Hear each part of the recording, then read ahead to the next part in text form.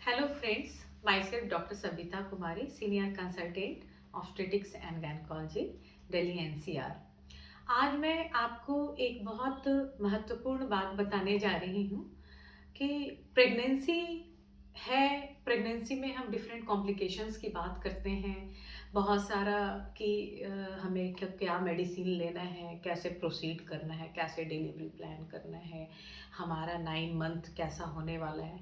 इन सब सारी चीज़ों पे हम ज़्यादा फोकस करते हैं, लेकिन कुछ ऐसी चीज़ें हैं जो आपका जानना बहुत ज़रूरी है कि प्रेगनेंसी है तो हमारे बॉडी के सारे सिस्टम किस अनुसार अफेक्टेड होते हैं और उनका किस अनुसार प्रेजेंटेशन होता है कि जो हमें लगे कि अच्छा हाँ ये चेंज होता है, इसकी वजह से मुझे ऐसा महसूस हो रहा है। तो बेसिकली क्या होता है कि इस्ट्रोजन प्रोजेस्टेरॉन हार्मोन जो होता है, प्रेगनेंसी के जो मेन हार्मोन होते हैं उनके लेवल में बदलाव होता है, जिसकी वजह से प्रेगनेंसी का जो हार्मोन है, कुछ हार्मोन जैसे अवल नाल प्लेसेंटा जिसको कहते हैं, प्लेसेंटा से निकलता है हार्मोन। ठीक है, प्लेसेंटा के अलावा बॉडी के बाकी जननांग स्पेशली ओवरी है, उन उससे जो हार्मोन निकलता है, ये हार्मोन सिर्फ हमारे रिप्रोडक्टिव ऑर्गन यानी बच्चा पैदा करने वाले प्रजनन अंगों के अलावा शरीर के बाकी सिस्टम को भी अफेक्ट करते हैं। तो इन चीज़ों को आपको उस अनुसार एक्सेप्ट करना है कि जैसे सबसे ज़्यादा चेंज जो होता है वो रिप्रोडक्टिव ऑर्गन में होता है। ये टॉपिक हमने इसलिए चूज़ किया कि ओपीडी में कुछ एक दो ऐसे पेशेंट आए जिसको हम अनयूजुअल चीज़ समझते रहते हैं कि हाँ नहीं ऐसा इस तरह का प्रेजेंटेशन नहीं होता है, लेकिन वो प्रेजेंटेशन लेकर वो लक्षण लेकर भी पेशेंट प्रेग्नेंट पेशेंट आई और उनको वो चीज़ बहुत उसकी वजह से वो बहुत परेशान थे। तो मैं आपको बता दूं कि ये जो एस्ट्रोजन प्रोजेस्टेरॉन हार्मोन है और उसके अलावा कुछ हार्मोन्स जो हैं जो कि प्लासेंटा से निकलते हैं, अवल नाल से निकलते हैं, जो कि अवल नाल आपको पता होगा कि अवल नाल एक ऐसा अंग है जो कि प्रोटीन फैट और मसल्स के protein fat and vascular tissue के बने होते हैं। वो बेसिकली मदर का ब्लड वाले सिस्टम से, ब्लड फ्लो वाले सिस्टम से बेबी के जो ब्लड कार्डियोवैस्कुलर सिस्टम है उसको कनेक्ट करता है। ठीक है, वो प्लेसेंटा है तो उससे भी कुछ हार्मोन उसके सेल से निकलते हैं। तो इसमें सबसे ज़्यादा जो सिस्टम बॉडी का में हमारा बॉडी पूरा एक बॉडी जो होता है वो डिफरेंट सिस्टम से बना होता है। ठीक है, तो सबसे ज़्यादा रिप्रोडक्टिव सिस्टम इस प्रजनन वाले को अफेक्ट करता है। उसमें क्या होता है कि सबसे क्या होता है कि हार्मोन की वजह से ना टिश्यू का ग्रोथ होता है। टिश्यू ग्रोथ होता है, एक तो टिश्यू बन गए हैं उनका उनका साइज में वृद्धि होता है। दूसरा क्या होता है कि प्रेगनेंसी में जो ब्लड का वॉल्यूम है वो 40 से 50% बढ़ता है। ठीक है, 30 से 40 कहीं कहीं लोगों को पता होता है, उतना वॉल्यूम बढ़ जाता है जितना होता है पहले उसके तुलना में, और सेल्स होते हैं वो भी बढ़ जाते हैं। ऐसा इसलिए होता है कि अब फीमेल के अलावा उसके बॉडी में एक लाइफ ग्रो कर रही है, उसके सारे सिस्टम बनने हैं, उसको ब्लड सप्लाई करना है। तो ये जो ब्लड सप्लाई होता है यूट्रस में नॉर्मली क्या होता है कि 50 ml जो चेंजेज होता है वो नीचे से ही चेंज होता है। सबसे नीचे जो पोर्शन दिखता है उसको वल्वा कहते हैं, उसके अंदर जो हॉलो ट्यूबुलर स्ट्रक्चर होता है वेजाइना होता है। तो बाहर कई बार क्या होता है उसकी इतनी सप्लाई होती है कि पिगमेंटेशन बढ़ जाता है, और चूंकि ब्लड फ्लो ज़्यादा बढ़ता है तो थोड़ा सा सॉलिड बाहर का एरिया दिखता है। तो इसको बिल्कुल एबनॉर्मल नहीं समझना है, ये प्रेगनेंसी की वजह से है। अनलेस अनटिल कि आपको स्किन में कुछ ऐसे बहुत स्किन की थिकनिंग हो गई और वो बहुत इडिमेटस टिश्यू मतलब बल्बस बुल्लस की तरह दिख रहा है, जो कि हाइपरटेंशन वाले, प्री एक्लेम्शिया एक्लेम्शिया जिन महिलाओं को प्रेगनेंसी में बीपी का इशू हो जाता है उनमें ये देखा जाता है। तो उसके लिए आपको कंसर्न करना है, ध्यान रखना है, और उसके लिए थोड़ी चिंता की बात है। लेकिन थोड़ी सी स्वेलिंग और थोड़ा सा ब्लूइश कलर होना, डार्क कलर का हो जाना, उसके लिए आपको घबराने की ज़रूरत नहीं। दूसरा क्या होता है कि नीचे हेवीनेस इसलिए भी लगता है कि अंदर जो ट्यूबुलर स्ट्रक्चर है वजाइना, वो भी पूरा ब्लूइश ब्लूइश लगता है देखने में। तो कई बार महिला को ऐसा महसूस होता है कि हमें कोई इन्फेक्शन तो नहीं हो गया है। ठीक है, ये इन्फेक्शन में नहीं होता है, ये ब्लूइश अगेन उसी की वजह से होता है कि वहाँ पे ब्लड सप्लाई बढ़ गया है। ठीक है, और नीचे शुरुआती दौर में थोड़ा सा हेवीनेस हो सकता है। हालांकि जो वर्किंग लेडी होते हैं जिनका प्रोलॉन्ग सीटिंग है, उनको हम लोग कुछ ऐसे सप्लीमेंट्स देते हैं जिससे यूट्रस उनका रिलैक्स रहे शुरुआत में। स्पेशली प्रोजेस्ट्रॉन देते हैं हम लोग, कई बार इंजेक्शन की ज़रूरत होती है। लेकिन थोड़ा हेवीनेस इसलिए होता है कि यूट्रस का जो वजन है, वो वजन आप ऐसे कह लो कि अगर वॉल्यूम में देखें तो 50 से 60 ml होता है, और वो करीब 20 गुना उसका वॉल्यूम बढ़ जाता है।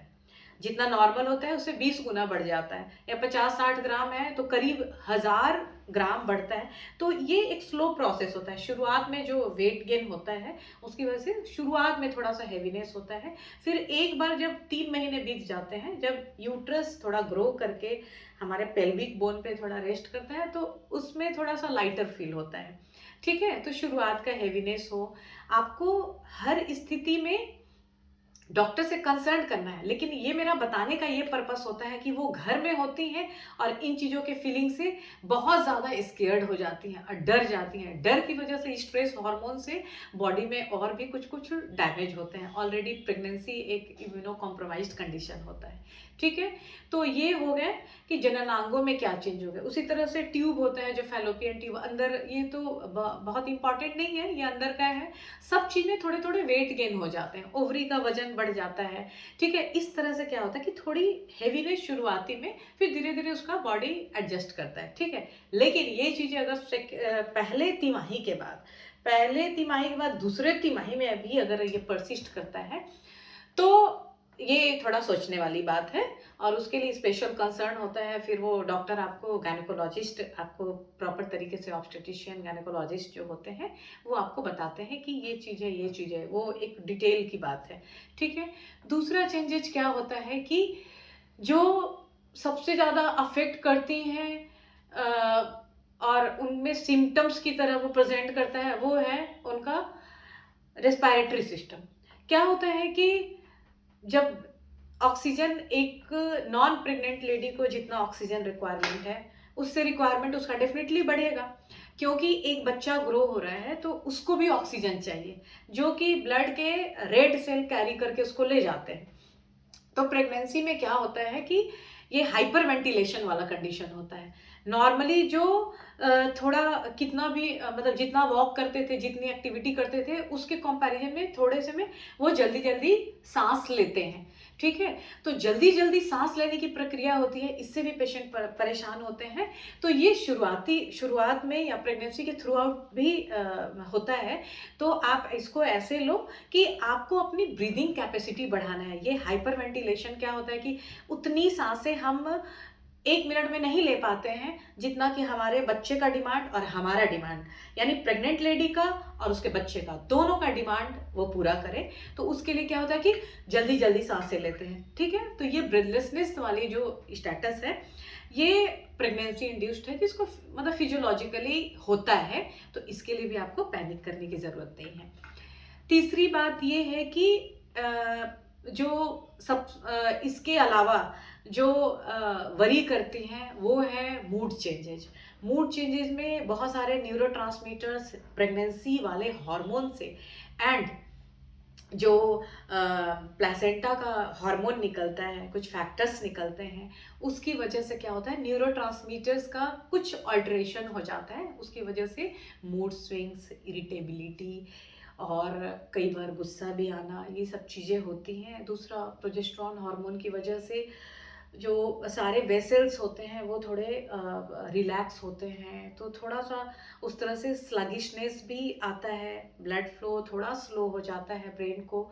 तो इन चीज़ों की वजह से थोड़ा सा इरिटेशन, तुरंत टायर्डनेस फील करना और इस तरह की जो फीलिंग आती है, तो इससे भी घबराने की बात नहीं है। आप ऐसा नहीं सोचिए कि हमें कि कोई ब्रेन से रिलेटेड इशू हो रहे हैं, ठीक है। कई बार क्या होता है कि महिला ये बताती है कि हमारा ऐसा लगता है कि वो ईएनटी का रेफरेंस कराने के बाद भी ईएनटी में कोई प्रॉब्लम नहीं आता है, हमारे कान से सन सन सी ऐसी सी आवाज़ आती है। ये all this all are weakness actually की फीलिंग की। उस टाइम हमें ये करना होता है, प्रेग्नेंट लेडी को हम लोग ये बताते हैं कि आप अपना डाइट अच्छा रखिए, ब्रीदिंग कैपेसिटी बढ़ाने के लिए एक्सरसाइज करिए। डाइट में पहले भी मैंने मैंने पहले के वीडियो में बताया हुआ है कि किस तरह से डाइट लेना है। आपको ये ध्यान रखना है कि आयरन, प्रोटीन, कैल्शियम ये बहुत इम्पॉर्टेंट है। और ये supplements iron, calcium with multi mineral, protein and multi vitamin, कई बार विटामिन सी भी हम लोग देते हैं जिनमें हीलिंग का पावर थोड़ा पुअर होता है पेशेंट के, जैसे गम फट रहे हैं, लिप्स फटे होते हैं, तो वैसे पेशेंट में हम लोग देते हैं, ठीक है। तो ये इतनी चीज़ें, इतना सप्लीमेंट्स लेना ज़रूरी है। आप डाइट कितना भी स्ट्रॉन्ग रखोगे, थोड़ा सप्लीमेंट्स की ज़रूरत होती है। क्योंकि एक इम्पॉर्टेंट बात जो कि हमारे यहाँ नहीं होता है कि अगर आप प्रेगनेंसी प्लान करती हैं तो कुछ बेसिक बॉडी का इन्वेस्टिगेशंस, जिससे पता चलता है कि आपका बॉडी रिजर्व कैसा है, स्पेशली किडनी, लीवर और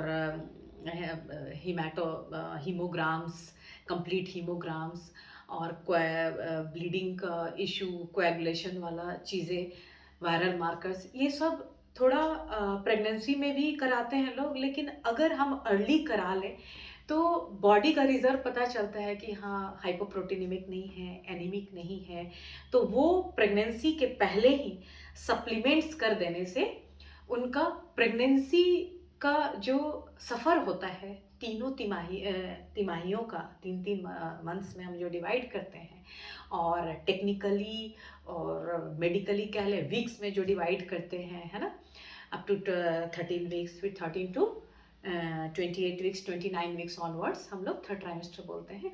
तो ये जो आपका सफ़र होता है बहुत स्मूथ होता है अगर आप प्री प्रेगनेंसी आप अपना होल बॉडी चेकअप कराते हैं और एक बार डॉक्टर से गो थ्रू कराते हैं कि हमारे में कोई डेफिसिट तो नहीं है, और 2 to 3 मंथ्स अगर आप सप्लीमेंट्स ले लेते हैं तो आपका ये सफ़र बहुत स्मूथ हो जाता है। आज इसी जानकारी तक मैं ये टॉक बंद कर रही हूँ। इसी सीरीज में मैं नेक्स्ट वीडियो में बताऊंगी कि बाकी कौन कौन से सिस्टम हैं बॉडी के, किस तरह से प्रेगनेंसी में अफेक्ट होते हैं और उनके लिए हम क्या करें पहले से या ड्यूरिंग प्रेगनेंसी, कि वो सिम्टम सिवियरिटी में नहीं कन्वर्ट हो और उसको स्मूथली प्रेगनेंसी को निकालें और प्रेगनेंसी के एंड में एक हेल्दी बेबी आपकी गोद में हो। धन्यवाद।